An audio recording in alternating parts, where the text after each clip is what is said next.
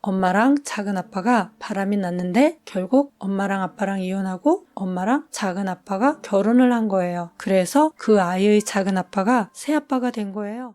안녕하세요. 아줌마예요. 한국에 있는 불륜, 바람, 내연녀, 내연남은 독일에도 있어요. 독일에서 이건 좀 심하다? 아니면 좀 특이하다? 그런 느낌이 드는 경우를 6가지를 이야기할게요. 첫 번째, 어떤 10대 아이가 부모와 함께 살고 있었어요. 그 아이의 친척 중에 작은 아빠도 있었어요. 작은 아빠면 아빠의 남동생이잖아요. 어느 날 그 아이의 작은 아빠가 새아빠가 되었어요. 무슨 말인지 이해가 되죠? 엄마랑 작은 아빠가 바람이 났는데 결국 엄마랑 아빠랑 이혼하고 엄마랑 작은 아빠가 결혼을 한 거예요. 그래서 그 아이의 작은 아빠가 새아빠가 된 거예요. 형제가 한 여자와 결혼하는 내용, 이런 거 유럽 영화에서 봤었는데 실제로 있더라고요.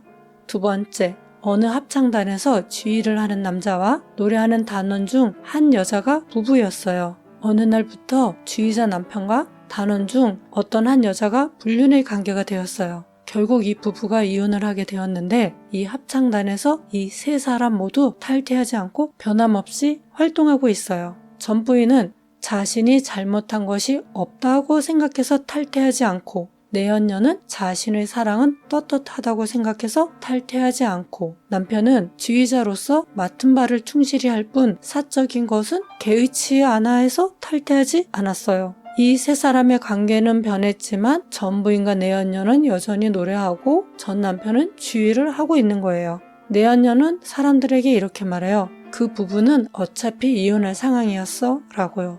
바람피는 사람들의 말에는 패턴이 있는 것 같아요. 세 번째, 한 부부가 있었는데 부인의 친구가 미용실을 하고 있었어요. 부인도 남편도 그 미용실에서 늘 머리를 했어요. 부부들이 그렇듯 좋은 날, 웃는 날만 있는 건 아니잖아요. 남편이 부인과 있던 마찰을 미용사에게 얘기했는데 미용사가 이 남자를 위로해 주다가 서로 마음이 맞은 거예요. 부인은 남편과 잘 해보려고 노력했지만 남편은 오히려 미용사와 동거를 시작했어요. 결국 부인은 이혼을 해주었어요. 그래서 그 부인은 남편도 잃고 친구도 잃게 되었어요. 네 번째, 바람을 수시로 피는 남편을 둔 아내가 있었어요. 이 둘 사이에 성인이 된 아들이 한 명 있고요. 어느 날 남편이 또 바람을 피웠는데 이번엔 결혼까지 할 거라면서 부인에게 이혼을 요구했어요. 이번 내연녀는 아들과 비슷한 나이로 자식처럼 어렸어요. 마침내 부부가 이혼을 했고 바람둥이 남편이 내연녀와 결혼식을 올리는데 아들을 데려갔어요. 아들은 아버지의 결혼식에 가기 싫어했어요. 아버지의 내연녀 때문에 엄마가 이혼의 슬픔을 겪었다고 생각해서 내연녀를 보기 싫어했어요. 하지만 아버지가 결혼식장에 아들을 반강제로 데리고 갔어요. 그런데 그 결혼식장에서 예상치 못한 일이 생겼어요. 바람둥이 남편과 내연녀의 결혼식장에서 아들과 내연녀의 여동생이 서로에게 호감을 느끼고 사귀게 된 거예요. 결국 아들과 내연녀의 여동생은 결혼을 했고 이 둘 사이에서 아들도 한 명 태어났어요. 바람둥이 남편과 내연녀는 결혼 후에 딸을 낳았고요. 그래서 집안이 아주 복잡하게 되었어요. 본부인 입장에서 보면 전 남편의 내연녀의 여동생이 며느리가 된 거니까요. 아들의 입장에서 보면 꼴보기 싫은 아빠의 내연녀가 새엄마자 처형이 되었으니까요. 내연녀의 여동생에게 시아버지는 형부도 되는 거예요. 게다가 바람둥이 남편이 낳은 딸은 오빠가 오빠면서 이모부가 되고 아들이 낳은 아들은 이모가 이모면서 할머니, 할아버지가 할아버지면서 이모부 등등 복잡해요. 근데 그 바람둥이 남편은 젊은 내연녀와 딸을 버리고 또 바람나서 집을 나갔어요. 바람의 끝은 어디일까요?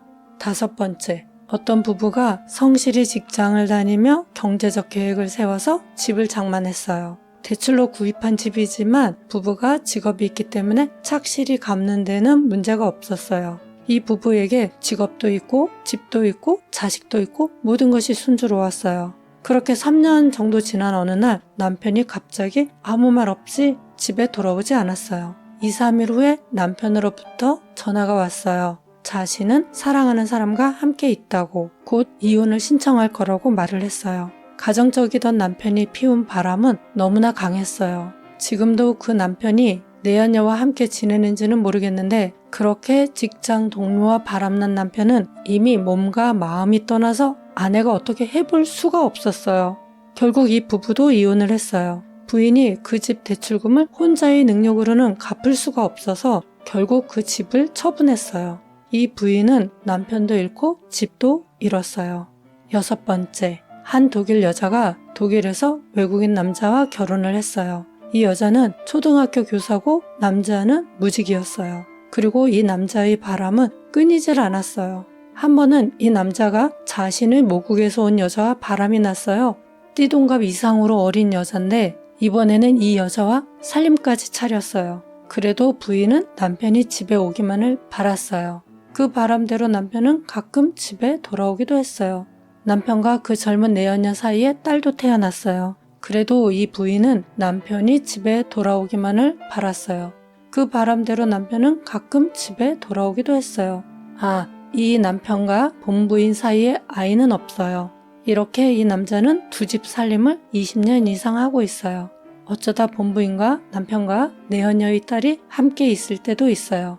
이 부인은 실은 내색을 전혀 하지 않아요. 남편과 함께 있는 것만 생각해요. 이 부인은 남편을 있는 그대로 진심으로 사랑하나 봐요. 아니면 뭘까요?